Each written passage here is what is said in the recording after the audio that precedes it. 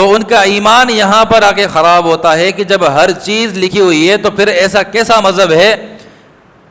جس میں پہلے ہی اللہ نے لکھ دیا ہے کہ مجھے کیا کرنا ہے اور کیا نہیں کرنا، اس کے بعد پھر جنت اور جہنم کو بھی بنایا گیا ہے، اس کے بعد پھر جب ہر چیز لکھی ہوئی ہے تو پھر برے اور اچھے انسان کا فرق کیا ہوا؟ ہر برا بھی اللہ کی طرف سے ہوا، ہر اچھا بھی اللہ کی طرف سے ہوا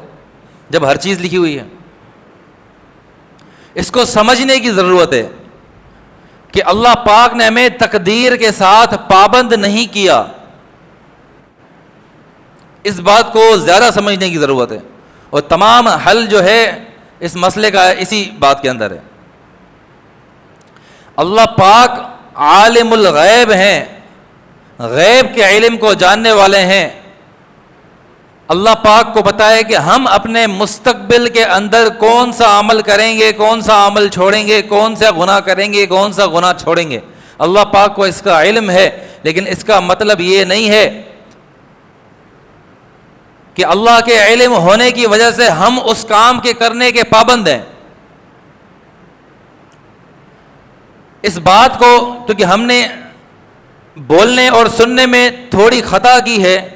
کہ تقدیر میں جو لکھا ہے وہ ہوگا، ہم نے بولا بھی یہی ہے، ہم نے سنا بھی یہی ہے۔ اس بات کو اگر بدل کے کچھ اس طرح کہا جائے کہ جو ہم کریں گے اللہ نے وہ تقدیر میں لکھا ہے، تو بات سمجھ میں آ جائے گی۔ جو ہم کریں گے وہ اللہ نے تقدیر کے اندر لکھا ہے، یعنی جب ہم یہ کہیں گے تقدیر میں جو لکھا ہے وہ ہوگا، تو اس سے یہ ظاہر ہوتا ہے کہ ہم تقدیر کے پابند ہیں۔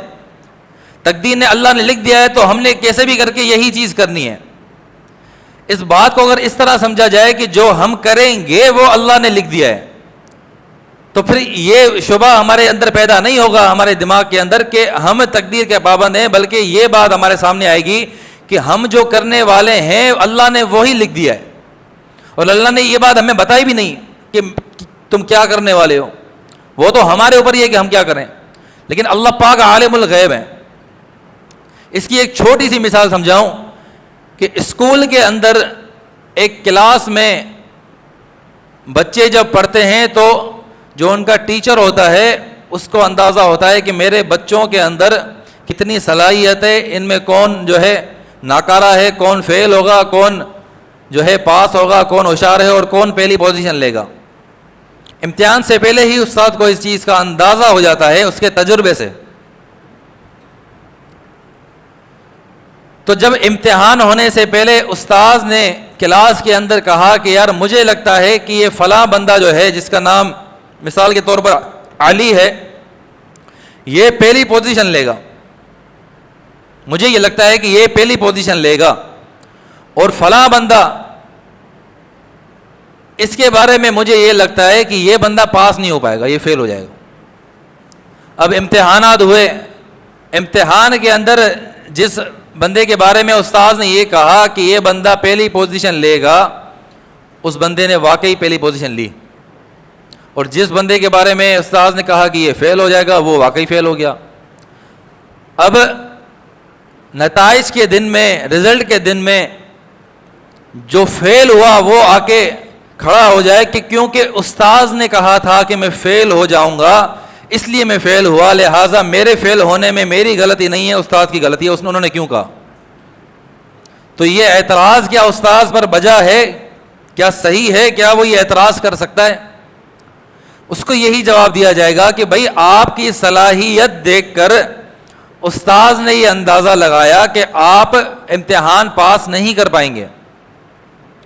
اس میں استاذ کا کوئی، آپ اگر پڑھنے والے ہوتے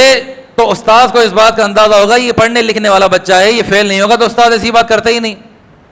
تو استاذ کی اس بات سے آپ پابند نہیں ہیں۔ آپ جو فیل ہوئے ہیں وہ اپنے کرتوتوں اور اپنی نااہلی کی وجہ سے فیل ہوئے ہیں، کیونکہ آپ نے دھیان نہیں دیا، آپ نے پڑھائی نہیں کی، اس وجہ سے آپ فیل ہو گئے۔ تو اسی طرح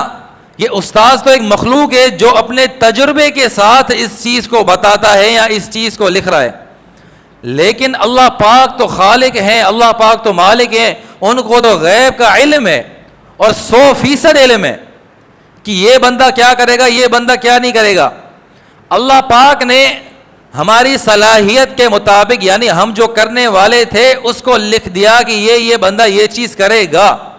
ہم اس لکھنے کے پابند نہیں ہیں، وہ لکھا ہی اس لیے گیا کیونکہ ہم یہ کرنے والے تھے. ہم اس لکھنے کے پابند نہیں ہیں کہ ہم کیونکہ وہ لکھ دیا گیا ہے تو اس لیے جو ہے ہم یہ بات کریں گے. ہم یہ لکھنے کے پابند نہیں ہے. تقدیر اگر اللہ پاک نے ہمیں لکھ دی ہے کہ ہم کیا برے اعمال کریں گے، ہم کیا اچھے اعمال کریں گے، تو ہم اس لکھنے کے پابند نہیں ہیں. اور اگر بندہ کوئی کام